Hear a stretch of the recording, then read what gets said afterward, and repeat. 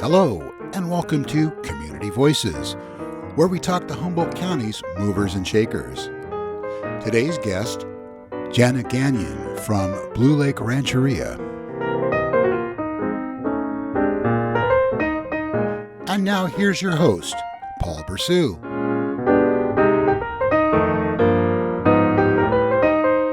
Hello and welcome to Access Humboldt's Community Voices. My name is Paul Bressoud. I'm the host, and today we're speaking with Jana Ganion, and she is the Sustainability and Government Affairs Coordinator for the Blue Lake Rancheria.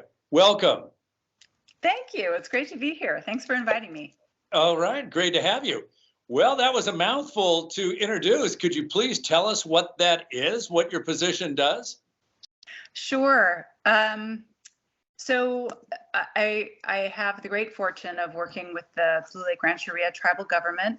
It's a role that I've held for 20 years now. And my portfolio of focus is really across interdisciplinary topics such as policy, regulation, economic development, and climate resilience at kind of that intersection of tribal, state, and federal government interaction, which by another term is the Bermuda Triangle. Right. It also sounds like a semester course in governing. That was the first thing I wanted to ask you, is the government affairs position. Many people don't realize the sovereignty of a tribal government, but when you say you have to mesh it with state government and federal government, is that coordinating regulatory law? Is that trying to speak to these different levels of government? I taught civics for 30 years. I'm fascinated by that title within your job. A lot of the work is on policy and making sure that our state and federal counterparts are knowledgeable about the ways in which tribal nations operate, and the ways in which tribal governments set their laws, their policies, their government investments and programmatic priorities. And as you might imagine, that is not necessarily easy, and it's an ongoing task given, of course, the changes in government administrations and priorities. The federal government particularly is important to tribal nations because tribal nations in the United States there are exceptions, but are generally subject to federal regulation. And so the relationship with the federal government in terms of setting policy, making sure that the principles of sovereignty and self-sufficiency are being upheld in that policy is a fascinating and ongoing body of work that presents something new every day. I don't think that sounds fascinating. I think it sounds impossible. Is your background as a political scientist or a lawyer?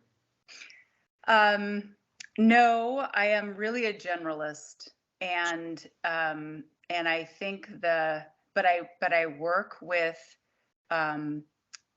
very just amazing subject matter experts in tribal law, in federal law, in planning, in infrastructure development. And that's one of my favorite pieces about this role, is that there's a new and interesting topic every day. And I have the good fortune to meet amazing people to be able to do that work with.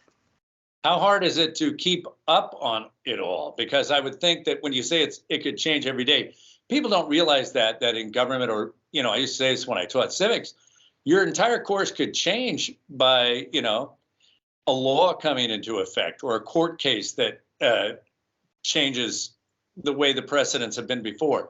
How on top of it do you always feel like you have to be? The The pressure is fairly intense, but it's made easier by the strength and stability of the Blue Lake Rancheria tribal government. Not without going into detail, their elected leadership has been consistent and sustained in terms of people and elected officials for the last going on 3 decades. And so when you have that kind of stability in the political leadership, and then the priorities and the directions that are set, then that becomes a great sort of grounding backstop for all of this policy work. So there are, if you look at our federal government and the wild swings in tone and priorities over the last decade or so, there are, in my work, I have had the benefit of not having to deal with that kind of disruption on the tribal government side. However, you've had to adapt to whatever swing is happening in the federal government, and that would mean that the learning curve is always steep. That's right. And I was very naive when I came to this work about how I thought everything was going to be settled. That was extraordinarily naive. It's beautiful that you can admit that now. Yeah, it'll come a long way. I admit my vast sets of ignorances right up front, and I think that is the challenge, that you show up every day and you're forming the strategic partnerships and you're working to move the needle on policy and find resources for nation building and strengthening of sovereignty, and making sure that is done according to the values and principles set out by the tribal government.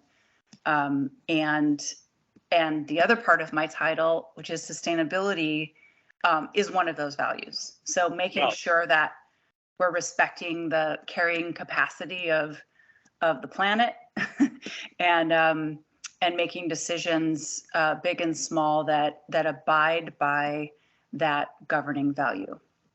As I was doing the background reading for this interview, that seems like the fun part of the job.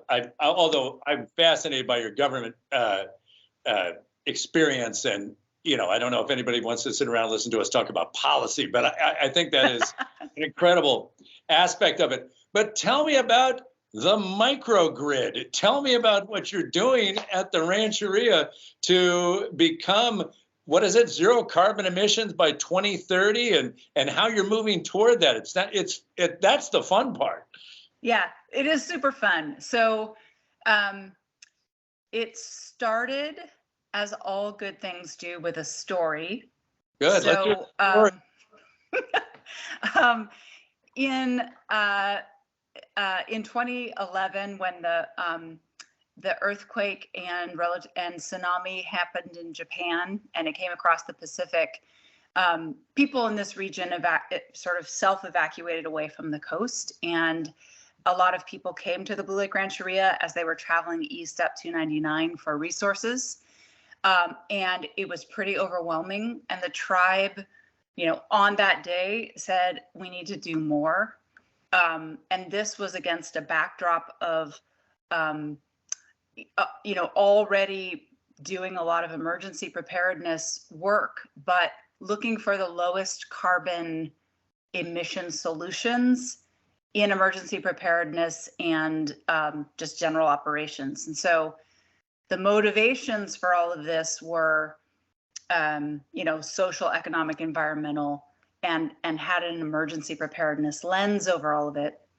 So we went out. It happened to be at a time when the state started investing and the federal government started investing pretty heavily in climate resilient infrastructure. So we went out and we formed strategic partnerships. We did feasibility studies. Many of those feasibility studies were in partnership with Cal Poly Humboldt students came out and did a bunch of research on site with us.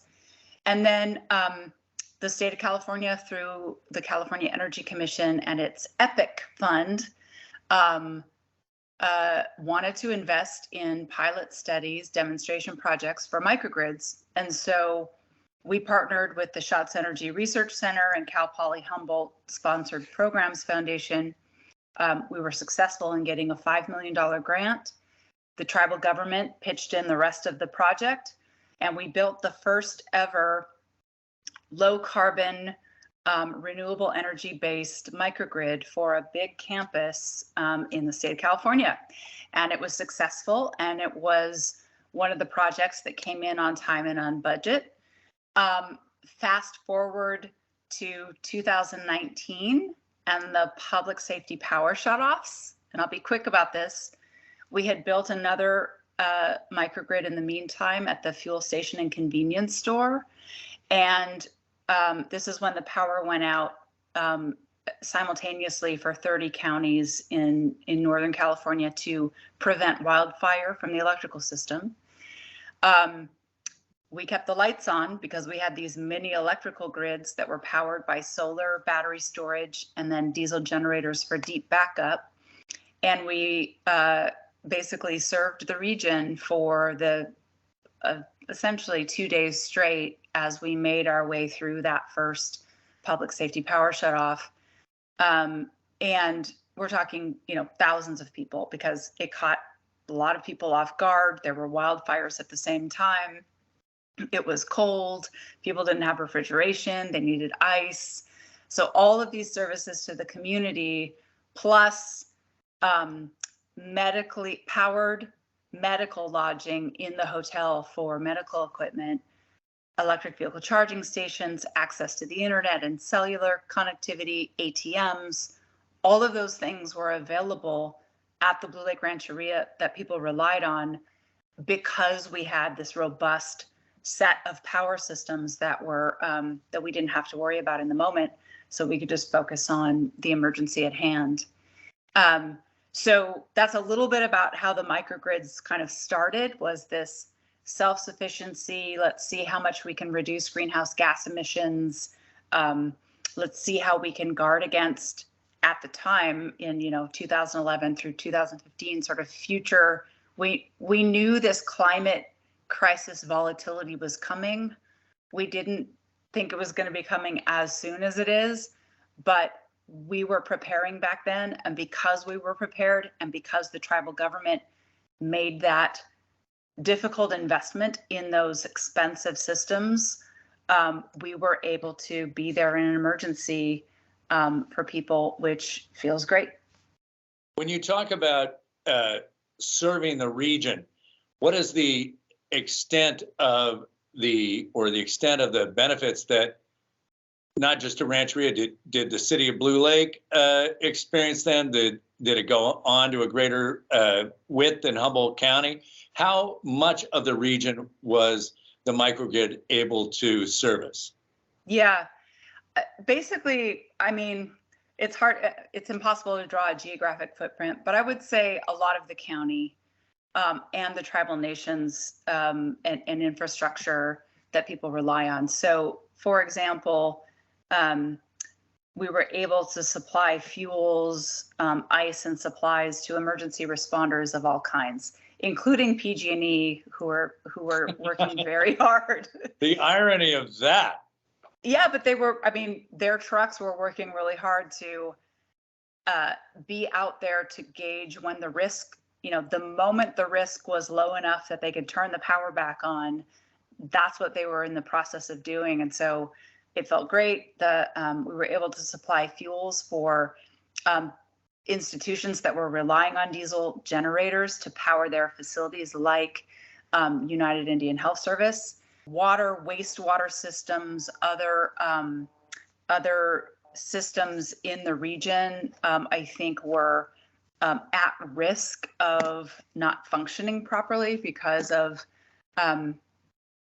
just the vagaries of a sudden multi-day power shutoff and maybe not having the ability to provide backup power, we were able to step in and help. And then the direct services to the region were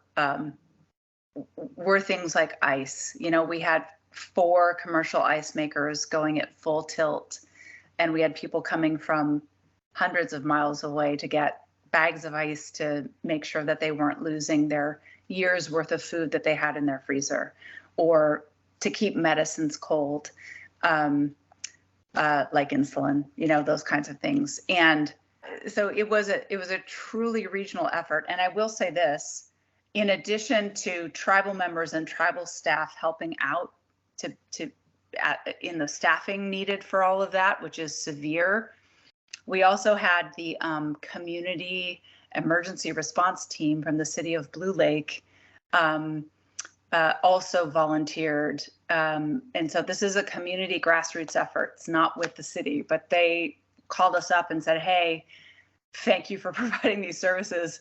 What can we do to help? And we said, well, we could really use some help with traffic control. Could you know, and they did, and they came over, and everybody was just tireless in the event. And so it was a great example, I think, of coordination and cooperation, and just roll up your sleeves and get it done and help as many people as you can. Right on. So now tell me, that's in the extreme. Does the microgrid produce energy every day? It does. It does. It does. So from the sun. So I don't have to worry about, you know, shipments of fuel arriving. It just does. It just arrives every day without me having to schedule it. So we have about let's see, grand total of about 1,700 solar panels out at the Rancheria right now. And those are paired with battery storage systems. So in every day, we capture energy from the sun through, you know, top of the line, highly efficient panels. We store that energy in our batteries, and we use that energy to use that solar power when it's most advantageous economically to us, which also coincides with when it eases pressure on the greater electrical grid. So so that's, it's called energy arbitrage. But really what you're doing is just taking in energy as you're generating it, storing it, putting it to best use for economic and grid stress reasons. And so every day it does that. And who's benefiting directly from that? Yes, that's right. Who is benefiting directly from that? The resident of the Rancheria, the facility that has the casino and the restaurants and whatnot, or yeah, who is getting that energy? We're using it on site for our government offices, our economic enterprises, and the critical infrastructure to all of those things. So bill savings, energy bill savings is part of that benefit. And then you could say that we're benefiting a lot more areas in terms of greenhouse gas emission reductions. So we are able to reduce our use of fossil fuel generated energy and electricity. And by that, we're helping to avoid making climate change worse. I think that I don't think that's a stretch. I think that's what's going on. I read maybe it was a quote to you in the reading about taking aggressive energy goals. What are aggressive energy goals? So you'll hear, you know, we're hearing a lot from entities of all kinds, governments, private companies, about carbon reduction goals. And they come in many flavors, but essentially we're all trying to do the same thing, which is reduce all of the ways in which we emit things into the atmosphere that warm the planet and cause this volatility and heat. Aggressive means we need to get to zero now. So there's a lot of institutional kind of goals and metrics that are staged and phased over, say, the next 20 years. 2050 is sort of a goal that's put out there as a long-term deadline by which we can get to zero carbon emissions. We need people to get there first and early. And the tribal nation is interested in being one of those entities. And further, there is opportunity for places like the Redwood region here to band together in some of these goals and accelerate our progress towards zero carbon emissions together. So we can think of one of the goals that is being put forth in the community for consideration is, can we use carbon sequestration, energy efficiency, these renewable energy systems, electrification of our transportation sector, other ways in which we can reduce our carbon emissions? Could we here become the first proven carbon negative region, rural tribal region in the United States? So we're interested in working on that. Yeah. I think we can. Now, 2030 is your goal. So that's 20 years faster than the other groups you're talking about. I mean, how's it going? Are you going to get there by 2030? I will say that in this region, we are extraordinarily fortunate to have the experts that have been studying carbon sequestration and other parts of the climate equation for some time. To your question about the goals, lots of people are setting goals, even very aggressive goals. The need now is to prove them up with real quantification, real math that works. And in the case of the microgrids, as an example, the path to get to zero carbon emissions can also mean much greater resilience to these impacts. And in many cases, it can even mean supports for or growth of the economic pieces of it. So in the public safety power shutoff, our restaurants were in operation. Our gas station and convenience store were in operation. They had continuity over that blip, which was really difficult for people. I don't mean a blip being disrespectful. It was enormously disruptive and in many cases damaging. But with the right preparation, you hit that sort of triple or quadruple bottom line that people talk about, including solid economic growth.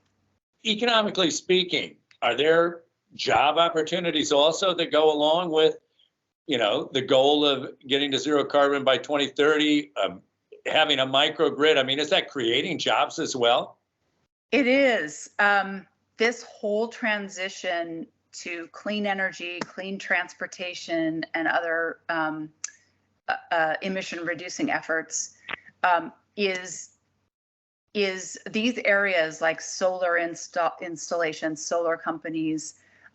We've seen these as the sources of exponential job growth when they're backed by good supportive policy.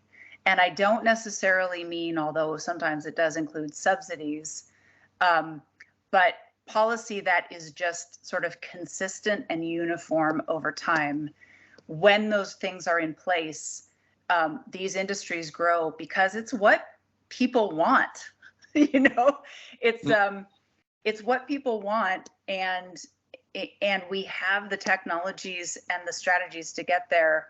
And when the policy is right and the incentives are right, these things, they take off. Final question as we get ready to wrap it up, and one of the fastest 25 minutes we've had here. You're fantastic. Go back and loop around to the question about your government liaisons. You work for a stable, small government. Amazing. Pretty unified and is policy directed and driven. Can you reach out to municipalities and counties and whatnot and help make that happen? We're actually doing just that. So we have a number of initiatives that the tribe is involved in, and they sit on a number of state, tribal, federal, state, tribal technical advisory committees, technical committees that do just that, that look at the intersection of climate, resilience, and economy, and work on these things together. As just one specific example, here on the North Coast, the Blue Lake Rancheria is partnered with the Karuk Nation and Cal Poly Humboldt, the Shots Energy Research Center, on a project called SAFE, which is Smoke, Air, Fire, and Energy. And it's doing critical work that builds on the microgrid technologies, the prescribed fire approaches that the Karuk Nation is a clear international leader on, and the climate planning to make to sort of reimagine our relationship with fire that brings in some of this traditional ecological knowledge and practice to get us out of this sort of extreme wildfire cycle that we're in. And at the same time, make sure people are safe from the effects of smoke and heat with good, reliable power and the related technologies to mitigate some of those health hazards. So you think of clean air shelters, cooling shelters, how do we organize those? How do we power them in an emergency, et cetera?